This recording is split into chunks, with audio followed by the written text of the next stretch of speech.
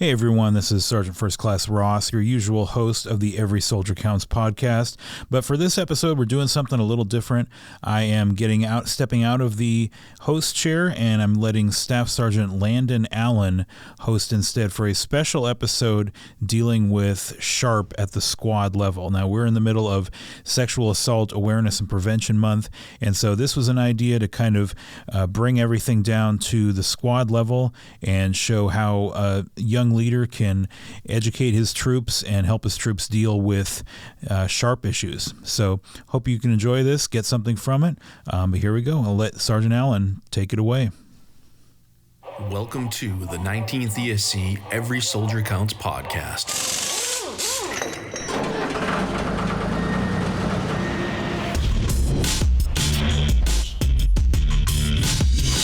Wherever you find American troops today, you'll find the men of the Transportation Corps. Enough and on time. That's the story we tell you today.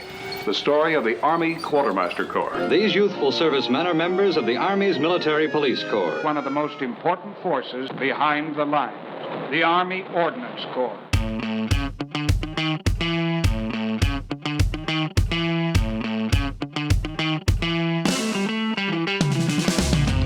So good morning, team. My name is Staff Sgt. Allen.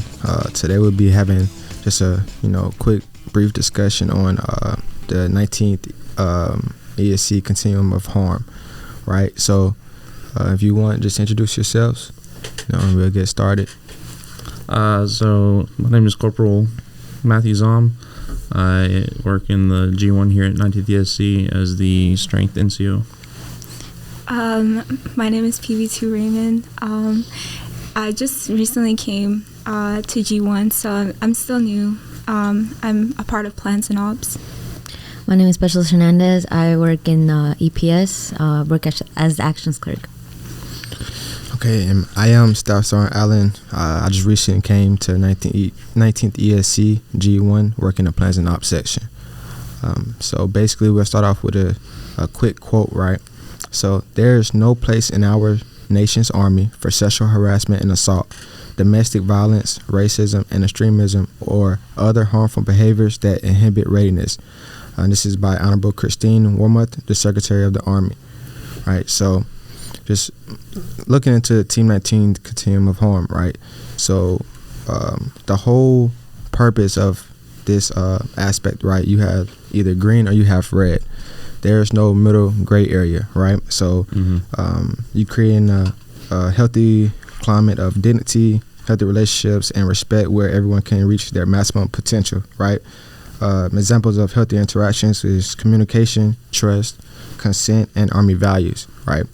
Once you cross that red line, going into sexual harassment or sexual assault, it's a no-go, right? So there's no middle area, there's no gray area, no yellow or anything like that, right? So it's either right or wrong.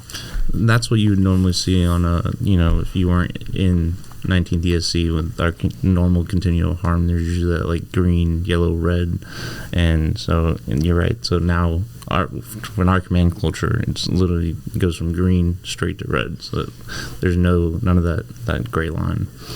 How do y'all feel like that impacts the Army as a whole, or within your teams? How would that impact not having that middle gray area? Well, it's either just like good or bad, or like yes or no. It's like a solid answer. There's no like, oh, maybe this is okay. Yeah. I just feel like there's no like questioning about it. Like the moment you feel uncomfortable, it's like unwarranted, advances, or like somebody saying things that like make you uncomfortable. Like you still have to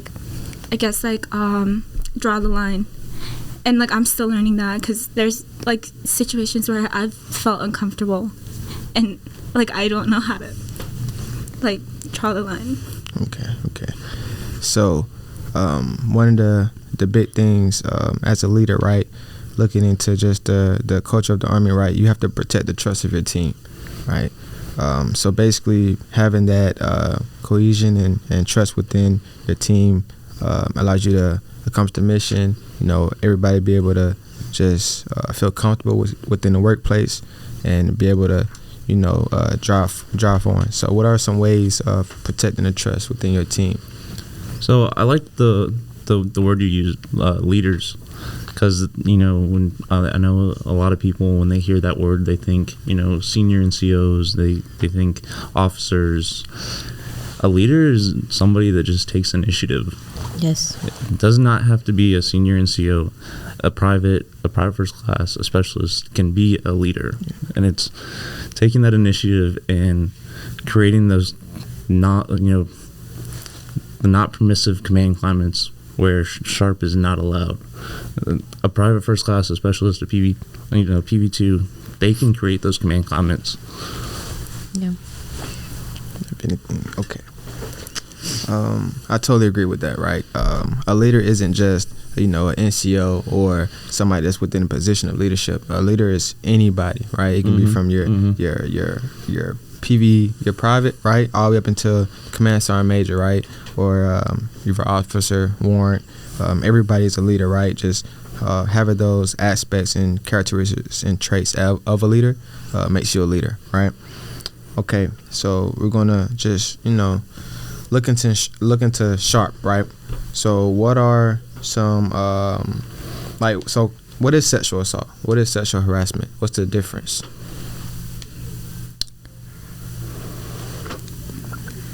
Sexual harassment. Okay, go ahead. Oh, okay. Sexual harassment is like unwanted, inappropriate sexual remarks or like words. It could be verbal, nonverbal. It's anything that makes you feel uncomfortable, but it's not like the actual act. I think of like following through with, the unwanted sexual whatever. Okay. Raymond, you have any?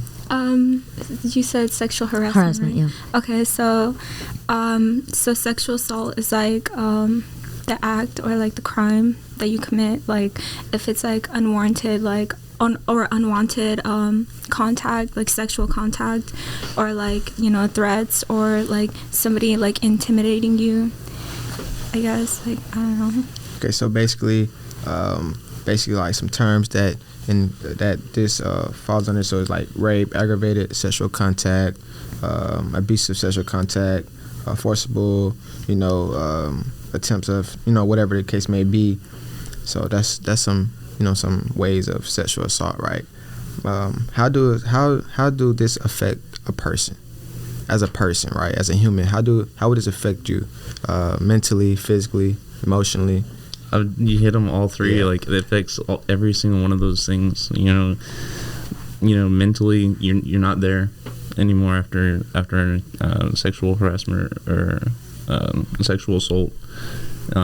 You see it all the time. It's traumatizing. It's a trauma. So mentally, you're not there. Physically, you probably don't feel like yourself. So, getting up, going to work every day, it's not going to be the same. And then, going and having to like work with other people, knowing that can I even trust anybody anymore? Yeah, not knowing who to trust. Who do I trust? Because I just went through this traumatizing experience, and yep. How can this affect mission success, right? When we're looking at it in the Army aspect, right? And we get certain tasks and we have a certain mission set. We have to complete these tasks or this mission. How will these type of events affect a person's It's 100% trust. It affects trust. You have to be able to look at your left, your right. I'm looking across the table, and you have to be there for your battle buddies. They expect the same thing, and not even have a second thought about it, because especially in the job that we're in, second guessing leads to accidents, and accidents lead to worse things, worst case scenarios. Yeah. So having that trust allows us to build better, stronger, cohesive teams. And to be able to accomplish the mission. Yeah, accomplish the mission. And I also feel like if you're not like 100% like mentally there, then how can you like focus on working? Like you'll be like distracted. Yeah. And thinking about your own personal problems. and maybe you don't know how to like, you know, go around that, and you're just like thinking about it, and you don't know how to like ask for help or like, or who to ask to for understand. help. Yeah.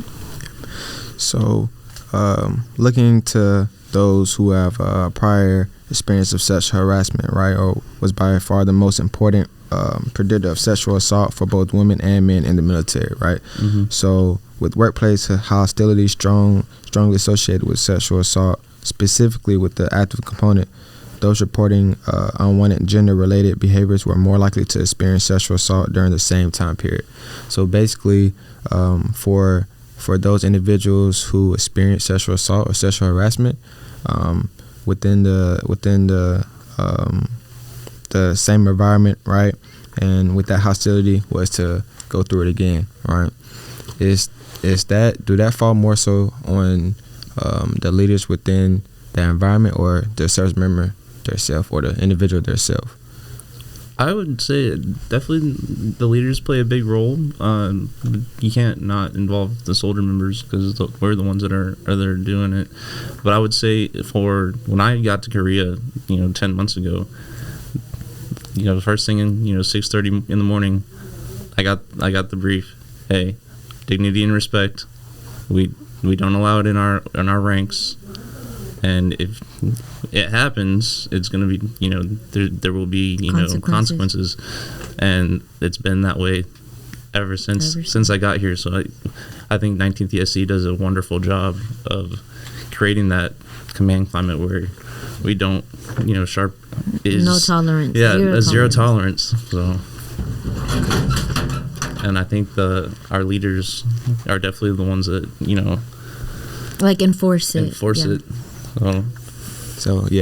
So far since I've been here at 19th ESC, I haven't seen any problem of sexual assault, sexual harassment, or any forms of just unwanted behavior by individuals. I think it's more so because the command hold individuals accountable, and they're strongly dedicated to the continuum of harm that they in place within the unit, right? So looking at there's a thing called consent, right? What is consent? Because a lot of people don't understand when somebody tells them no and when somebody gives consent, right? And there's a lot of things that play along into this aspect, such as like alcohol and and drugs and other things of that sort, right? So briefly, what is consent? How does that?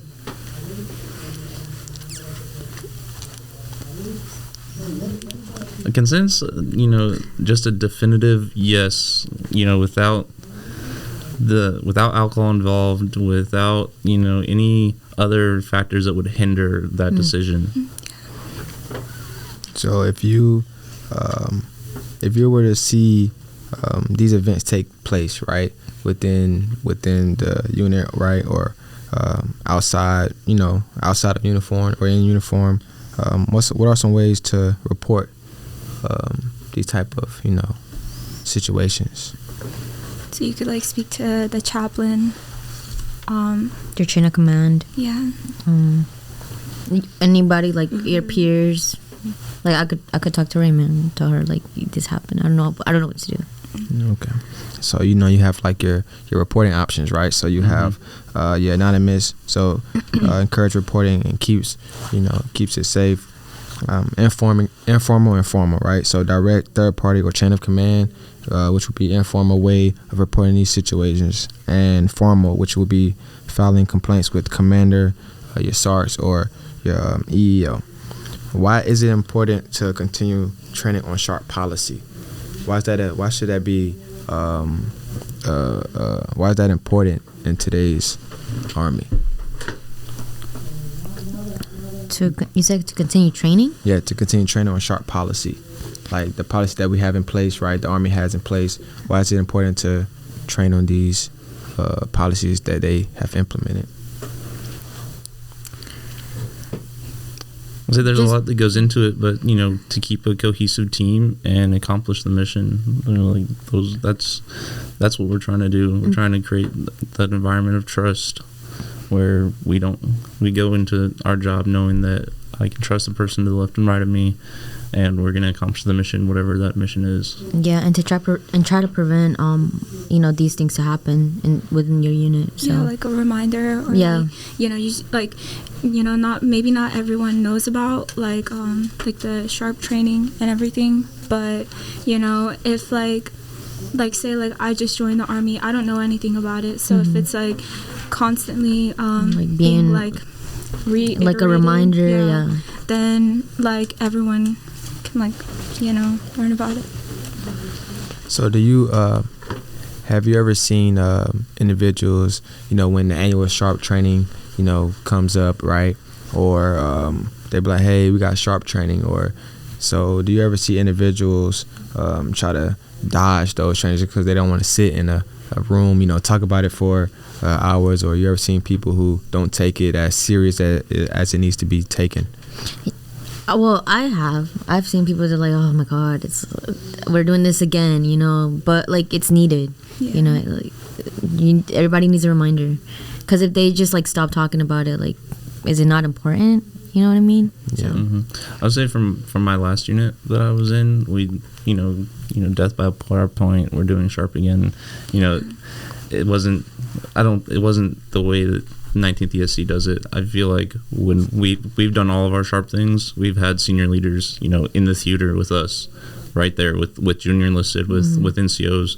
They're right there, right behind us, in the same training, getting the same training, and even, with the code environment, they're virtually at least, getting the same brief. So I think they take it way more seriously here, and it shows, especially with the command climate that we have. 100%. Okay. Then have any of you attended the ambassador course for NTPAC? Not yet, but I should be this month. Yeah. With little insight on what the ambassador course entails, what do you think it all will entail as far as what you will learn and how you will be able to think and react to certain situations after you attend the course? I just feel like just like learning about it would be like how to prevent it, and just like seeing like the warning signs and like how you can help others before it crosses like the red line, and I don't know, just like being able to help others, like everyone has a voice, and sometimes I think some people feel like their voice is like silenced after something happens, but if they feel comfortable talking to you with a trust, they might be able to like open up to you about it, and how to go about it, and how you have the tools to help them, I guess. Yeah. So some observance, right, that the Army has seen, dated 1 March 2022, right? So leaders and soldiers must work together to build camaraderie and trust among the ranks, right? That's like number one. That's a thing that should that should take place. Moving on to soldiers who are survivors of sexual assault and sexual harassment will be treated with dignity and respect. A lot of people who finds out somebody went through these type of events, they try to belittle them and say, hey, it wasn't their fault, the case may be, or you're lying, or like you shouldn't have put yourself in that position. Yeah, put yourself in that position. People try to make them the bad person, right? Yeah. So the Army seeing like, hey, people who have went through this, you don't know the type of situation that they encounter and what happened, right? So if you're from the outside looking in, treat them with dignity and respect. Don't just try to throw them under the bus or say it was their fault or try to make them feel worse than they already feel. Also, the Army encourages reporting and thoroughly investigates unrestricted reports of sexual assault, and complaints of sexual harassment offenders are held appropriately accountable for their actions. So more now than ever, you see a lot of people who commit these acts and these crimes, they're taken accountable for their actions, right? So they're seeing consequences. Yep. More than ever. So that's just a little observance that the Army has pushed out. So Are you guys familiar with the SHARP program? And, you know, what all it offers to service members and soldiers? Yeah, I am.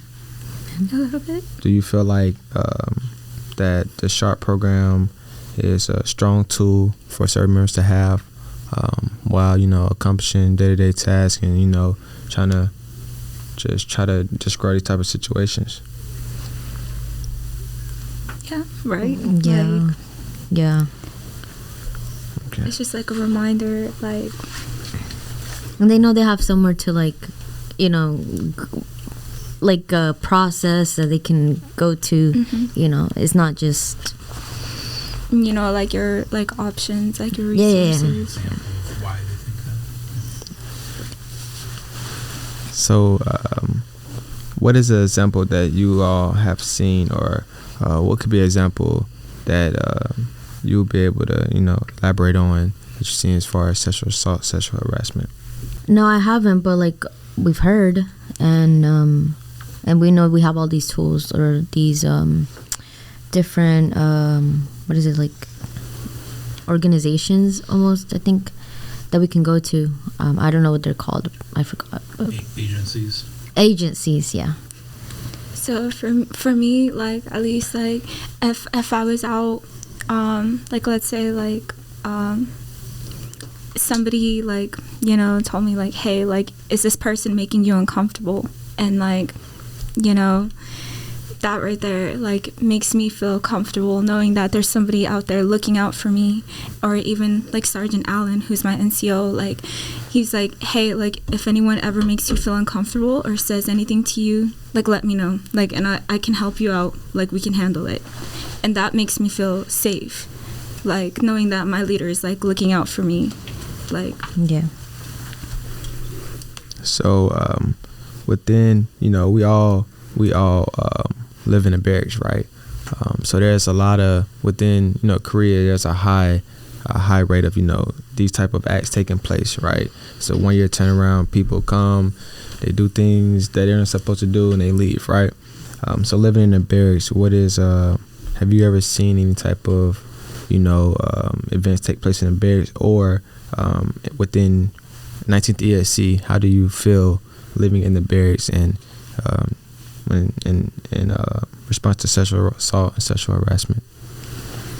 I mean, I personally haven't seen anything, and I feel safe being here. Yeah, I feel comfortable. Like, I don't feel like I'll be, like, I don't know, like, harassed or anything, or, like, catcalled. You don't even bring up the fact that, you know, 3 out of 4 of us live on the same floor, so we can take the same elevator, go our separate ways down the halls, and we have that trust where, you know, they don't have to worry about anything, I don't have to worry about anything. So we have that trust. So April is Sexual Assault Awareness and Prevention Month, right? This year's theme is Prevention Starts With You. In a brief description, what does that mean? What does it mean to why prevention starts with us, right, at the individual?